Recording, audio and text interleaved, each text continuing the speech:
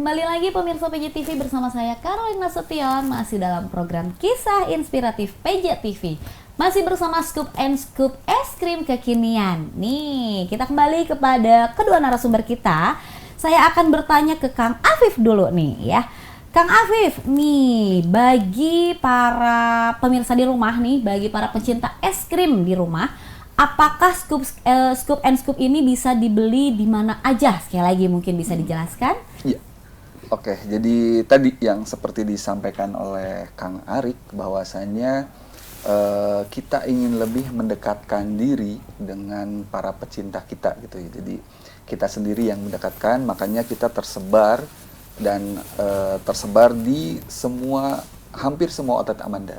Ada sekitar 143, 26 di Amanda Mart, kemudian sisanya di Amanda Brownies gitu, di konsinyasi. Jadi sama tadi 3 yang kita standalone berdiri ya, sendiri ya, punya ajeg lah, punya toko sendiri punya toko nih sendiri, ya, baik gitu. Jadi buat para pecinta Scoop and Scoop Scooper, kita boleh mendapatkan atau bisa mendapatkan produk kita di 143 outlet yang memang tersebar tadi di Jawa Barat, Tengah, dan Timur gitu. Oke, untuk yang wilayah Bandung Timur di Ciwasra apakah masih ada?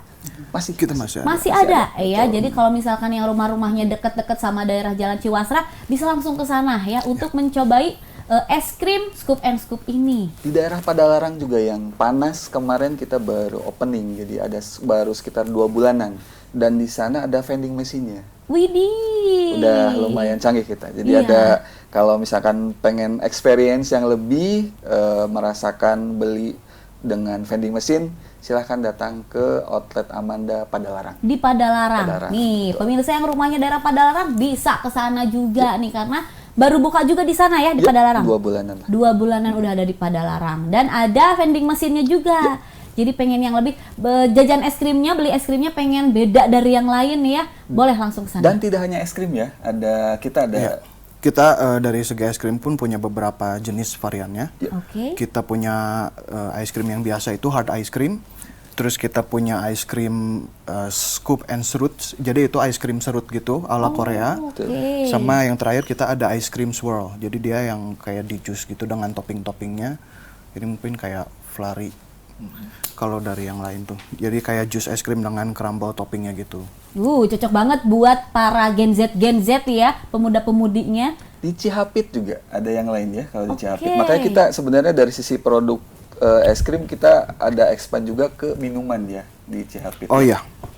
Selain es krim ada di minumannya juga. Kita punya jajaran minuman, ada yang dicampur dengan es krim juga jadi kayak soft drink float gitu. Iya. Terus kita punya smoothies ice cream juga. Oh, ada juga smoothiesnya. Widih, wajib banget ini pemirsa di rumah ya cobain karena banyak juga variannya. Betul. Nih, aku pernah lihat ya, pernah baca juga komen-komenannya netizen mengenai Scoop and Scoop ini positif ya Kang ya.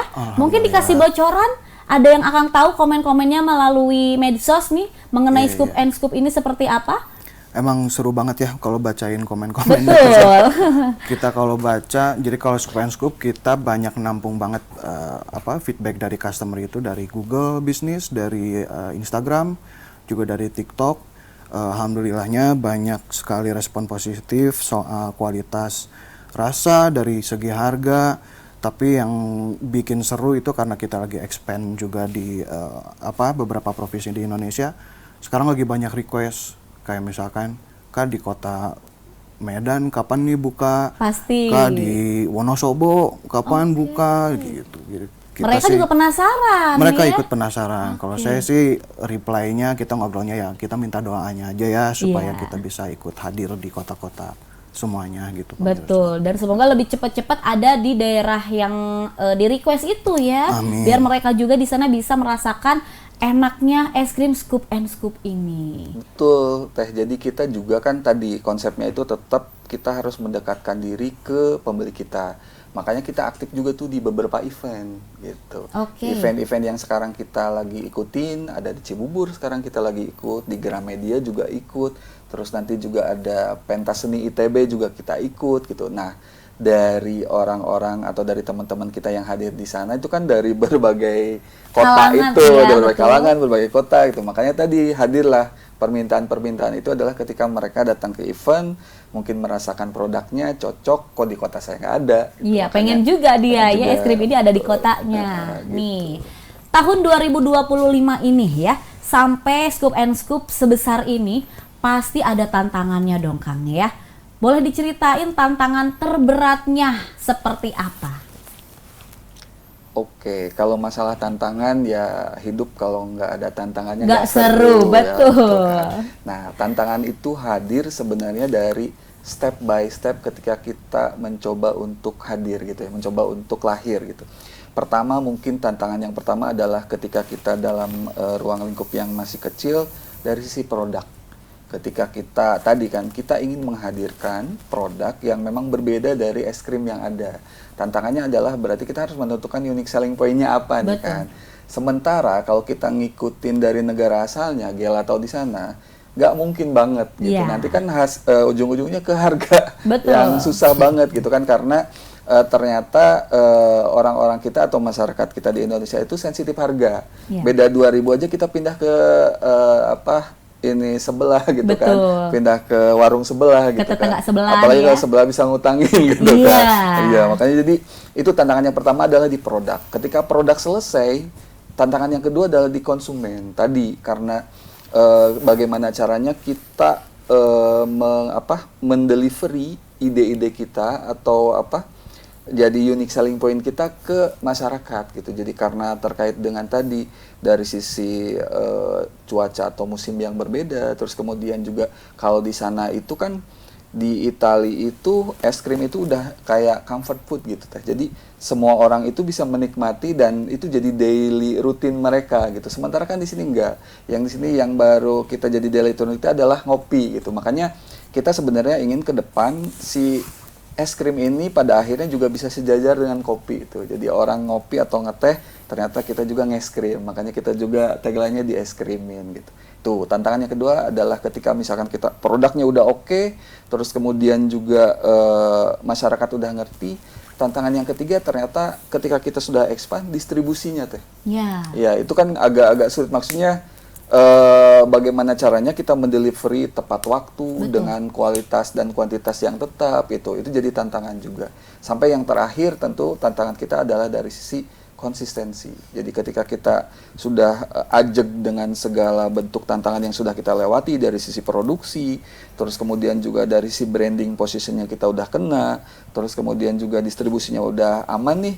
Yang paling berat memang sekarang adalah konsistensi. Konsistensi bagaimana caranya supaya apa yang sudah dibangun tadi, diselesaikan tadi bisa tetap terjaga sementara kita bisa expand lebih banyak gitu kan. Jadi karena ketika lebih banyak yang harus kita lakukan otomatis lebih banyak juga yang harus kita jaga gitu. Konsistensi itu sebenarnya yang sedang kita jaga gitu dengan segala keterbatasan kita lah ya gitu. Harus tetap konsisten di jalan Konsisten. yang benar itu Istiqomah, ya. Teteh. Istiqomah, Nah, betul laras. sekali. Nih, tapi di luar sana ada selintingan-selintingan katanya kalau misalkan banyak makan es krim takut gemuk gitu. Jangan ke Takut saya. kena Saya jadi gimana gitu ya.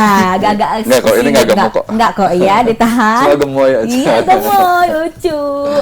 Apakah ngaruh nggak sih sebenarnya karena makan es krim, keseringan makan es krim jadi gemuk? Ya, ya. Sebenarnya apapun makanannya kalau keseringan akan bikin gemuk. Betul. Jadi sebenarnya kalau kita memang pengen sering bisa mengkonsumsi es krim, ada 3 yang perlu dijaga. Yang pertama adalah porsinya harus terjaga. Nggak mungkin kita setiap hari makan es krim 1 ember.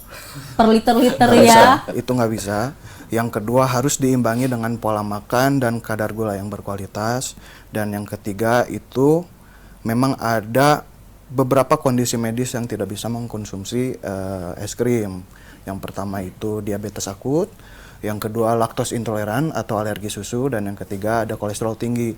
Jadi untuk teman-teman yang punya 3 kondisi medis tersebut, alangkah baiknya konsultasi dulu ke dokter atau pihak yang yang bisa membantu analisa untuk gimana caranya mereka bisa konsumsi es krim tanpa harus memperburuk sakitnya.